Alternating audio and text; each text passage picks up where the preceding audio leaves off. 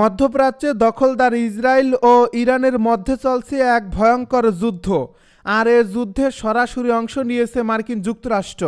আমাদের হাতে এসেছে গুরুত্বপূর্ণ আপডেট আন্তর্জাতিক সংবাদ। শুরুতেই থাকছে ইরানের মতো আরেক দেশে হামলার হুমকি ইসরায়েলের।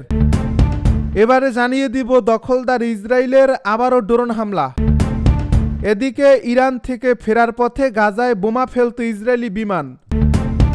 আরও জানাবো গাজায় হিরোশিমার চেয়ে 6 গুণ শক্তিশালী বোমা ফেলেছে ইসরায়েল। সর্বশেষ জানিয়ে দিব ইরানের সঙ্গে সংঘাত কেবল কূটনৈতিকভাবে সমাধান করা উচিত, ডোনাল্ড ট্রাম্পকে বলছেন পুতিন। এতক্ষণ শুনছিলেন আপডেট আন্তর্জাতিক সংবাদের শিরোনাম, এবারে বিস্তারিত। তবে তার আগে অনুরোধ রইল ভিডিওটিতে একটি লাইক এবং কমেন্ট করে জানিয়ে দিন ভিডিও সম্পর্কে আপনার মূল্যবান মতামত। আরও জানিয়ে দিন ভিডিওটি কোথা থেকে দেখছেন বা কোন জেলা থেকে দেখছেন। ইরানের মতো আরেক দেশে হামলার হুমকি ইসরায়েলের।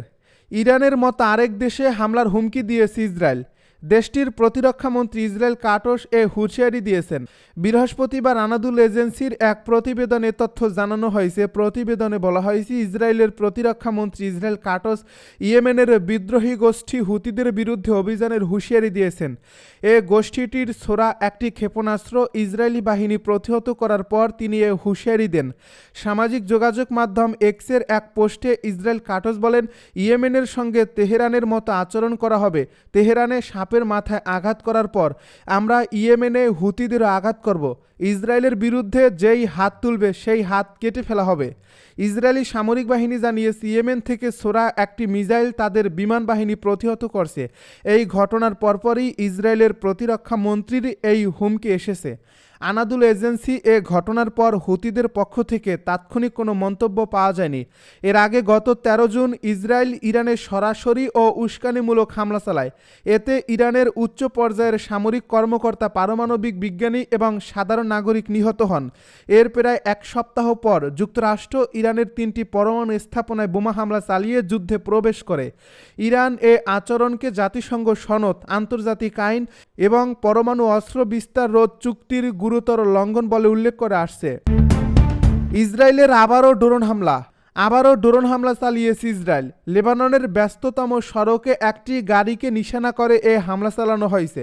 বৃহস্পতিবার আল জাজিরার এক প্রতিবেদনে তথ্য জানানো হয়েছে। লেবাননের একাধিক গণমাধ্যম জানিয়েছে লেবাননের রাজধানী বৈরুতে একটি ব্যস্ততম মহাসড়কে একটি গাড়িতে ইসরায়েলি বিমান হামলা চালানো হয়েছে। বৈরুত থেকে প্রায় 12 কিলোমিটার দক্ষিণে খালদেহ এলাকায় এ হামলা চালানো হয়েছে। লেবাননের একটি নিরাপত্তা সূত্র আল জাজিরাকে জানিয়েছে এই হামলায় হতাহতের ঘটনা ঘটছে, তবে বিষয়টি এখনও নিশ্চিত হওয়া সম্ভব হয়নি। লেবাননের রাজধানীর কাছাকাছি এলাকায় বোমা হামলায় ইসরায়েলের পক্ষ থেকে আরেকটি উত্তেজনা বৃদ্ধির ঘটনা। গত বছরের নভেম্বরে হিজবুল্লাহর সঙ্গে যুদ্ধবিরতির পর থেকে ইসরায়েল প্রায় প্রতিদিনই লেবাননে হামলা চালিয়ে আসছে। ইসরায়েলি সেনাবাহিনীর মুখপাত্র অ্যাবিসে আদ্রাই এক বিবৃতিতে জানিয়েছেন, সামরিক বাহিনী একজন ব্যক্তির বিরুদ্ধে হামলা চালিয়েছে। ওই ব্যক্তির বিরুদ্ধে অস্ত্র পাচারে জড়িত এবং ইসরায়েলি সৈন্য ও বেসামরিক নাগরিকদের বিরুদ্ধে হামলার পরিকল্পনার অভিযোগ করছে ইসরায়েল। আল জাজিরা জানিয়েছে, আদ্রাই যে হামলার কথা উল্লেখ করেছেন তা বৈরুতের দক্ষিণে গাড়িতে চালানো ড্রোন হামলার সঙ্গে সম্পর্কিত কিনা তা এখন স্পষ্ট নয়। এর আগে গত 13 জুন ইসরায়েল ইরানের সরাসরি ও উস্কানিমূলক হামলা চালায়, তবে ইরানের উচ্চ পর্যায়ের সামরিক কর্মকর্তা, পারমাণবিক বিজ্ঞানী এবং সাধারণ নাগরিক নিহত হন। এর প্রায় এক সপ্তাহ পর যুক্তরাষ্ট্র ইরানের 3টি পরমাণু স্থাপনায় বোমা হামলা চালিয়ে যুদ্ধে প্রবেশ করে। ইরান এ আচরণকে জাতিসংঘ সনদ, আন্তর্জাতিক আইন এবং পরমাণু অস্ত্র বিস্তার রোধ চুক্তির গুরুতর লঙ্ঘন বলে উল্লেখ করে আসছে। ইরান থেকে ফেরার পথে গাজায় বোমা ফেলত ইসরায়েলি বিমান। ইরানে হামলা চালিয়ে ফেরার পথে অব্যবহৃত বোমা ও ক্ষেপণাস্ত্রগুলো গাজায় নিক্ষেপ করছে ইসরায়েলি যুদ্ধ বিমান, এমন তথ্য প্রকাশ করছে ব্রিটিশ গণমাধ্যম দ্য টেলিগ্রাফ।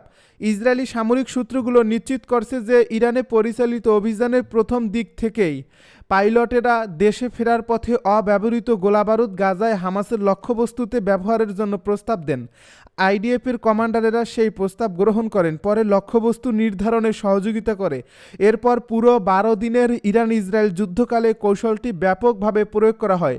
আইডিএফ দাবি করছে শুরুতে এ উদ্যোগ তাৎক্ষণিক হলেও পরে সব হামলা সুনির্দিষ্ট পরিকল্পনার ভিত্তিতে বৈধ লক্ষ্যবস্তুতে পরিচালিত হয়। জানা গেছে ইসরায়েলি বিমান বাহিনীর প্রধান মেজর জেনারেল তোমার অব্যবহৃত গোলাবারুদ ব্যবহারের নির্দেশ দেন। গত 14 থেকে 24 জুন পর্যন্ত চলা ইরান বিরোধী অপারেশন রাইজিং লায়নের সময় ফিলিস্তিনের গাজায় বেসামরিক প্রাণহানি ব্যাপকভাবে বেড়ে যায়।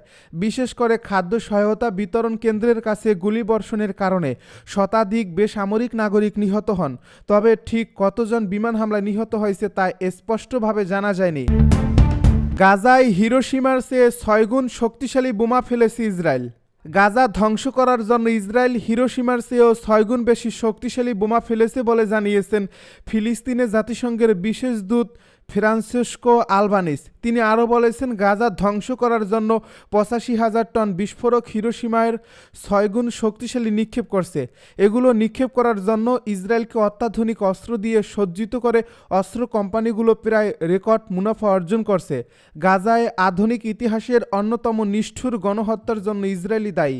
বৃহস্পতিবার জাতিসংঘ মানবাধিকার কাউন্সিলে ফিলিস্তিনের সার্বিক পরিস্থিতি নিয়ে সর্বশেষ প্রতিবেদন উপস্থাপন করে তিনি এসব কথা বলেন খবর আল জাজিরার। ফ্রান্সিসকো আলবানিস ফিলিস্তিনি ভূখণ্ডে মার্কিন ইসরায়েল পরিচালিত তথাকথিত গাজা হিউম্যানিটেরিয়ান ফাউন্ডেশনকে একটি মৃত্যু ফাঁদ যা ক্ষুধার্ত বোমা বর্ষণকারী ক্ষীণকায় জনগোষ্ঠীকে হত্যা বা পালিয়ে যেতে বাধ্য করার জন্য তৈরি করা হয়েছে বলে নিন্দা করেন। তিনি আরও বলেন, অধিকৃত ফিলিস্তিনি ভূখণ্ডের পরিস্থিতি ভয়াবহ। সরকারি পরিসংখ্যানে 2 লাখেরও বেশি ফিলিস্তিনি নিহত বা আহত হয়েছেন। তবে শীর্ষস্থানীয় স্বাস্থ্য বিশেষজ্ঞরা অনুমান করেন প্রকৃত মৃতের সংখ্যা অনেক বেশি। গাজার স্বাস্থ্য মন্ত্রণালয় জানিয়েছে, গত 24 ঘন্টায় গাজায় ইসরায়েলি হামলায় অন্তত 118 ফিলিস্তিনি নিহত এবং 581 জন আহত হয়েছেন। নিহতদের মধ্যে যুক্তরাষ্ট্র বা ইসরায়েল সমর্থিত ত্রাণ কেন্দ্রে যাওয়া 12 জন ত্রাণ প্রার্থীও রয়েছেন। 27 মে থেকে এ পর্যন্ত মোট 652 ত্রাণ প্রার্থী ইসরায়েলি হামলায় নিহত হয়েছেন আর আহত হয়েছেন 4,537 জন। গাজার স্বাস্থ্য মন্ত্রণালয় বলছে, 2023 সালের অক্টোবর থেকে এ পর্যন্ত গাজায় ইসরায়েলের হামলায় অন্তত 57,130 জন নিহত এবং 1,34,592 জন আহত হয়েছেন। ইরানের সঙ্গে সংঘাত কেবল কূটনৈতিকভাবে সমাধান করা উচিত, ট্রাম্পকে বলছে পুতিন।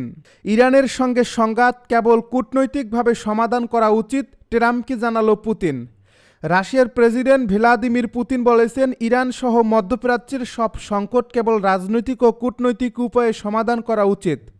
যুক্তরাষ্ট্রের প্রেসিডেন্ট ডোনাল্ড ট্রাম্পের সঙ্গে 1 ঘণ্টাব্যাপী ফোনালাপে তিনি এ কথা বলেন। বৃহস্পতিবার অনুষ্ঠিত এই ফোনালাপে ইউক্রেন যুদ্ধ, ইরান ইসরায়েল সংঘাতসহ বৈশ্বিক বিভিন্ন ইস্যু নিয়ে আলোচনা হয়। ফোনালাপের পর ক্রেমলিনের উপদেষ্টা ইউরি উশাকভ সাংবাদিকদেরকে জানান, রাশিয়ার পক্ষ থেকে সব বিরোধ, মত পার্থক্য ও সংঘাতের সমাধান রাজনৈতিক এবং কূটনৈতিক প্রতিক্রিয়ার মাধ্যমেই করতে হবে বলে ট্রাম্পকে জানিয়েছেন পুতিন। ইউক্রেন যুদ্ধ নিয়ে পুতিন ডোনাল্ড ট্রাম্পকে বলেছেন, ইউক্রেন ইস্যুতে মস্কো তার লক্ষ্য থেকে সরে আসবে না, তবে এ নিয়ে আলোচনার প্রক্রিয়া অব্যাহত রাখার প্রতিশ্রুতি দিয়েছেন তিনি। উশাকভ বলেন, আমাদের প্রেসিডেন্ট বলেছেন, বর্তমান পরিস্থিতির পেছনের যেসব মূল কারণ রয়েছে রাশিয়া সেগুলোর বিষয়ে যে লক্ষ্য নির্ধারণ করছে তা অর্জন করবে এবং সেসব লক্ষ্য থেকে সরে আসবে না। তবে আলোচনার প্রক্রিয়া চালিয়ে যাওয়ার জন্য রাশিয়া প্রস্তুত। তিনি আরও জানান, 2 নেতার মধ্যে এ ফোনালাপ প্রায় 1 ঘণ্টা স্থায়ী হয়েছে।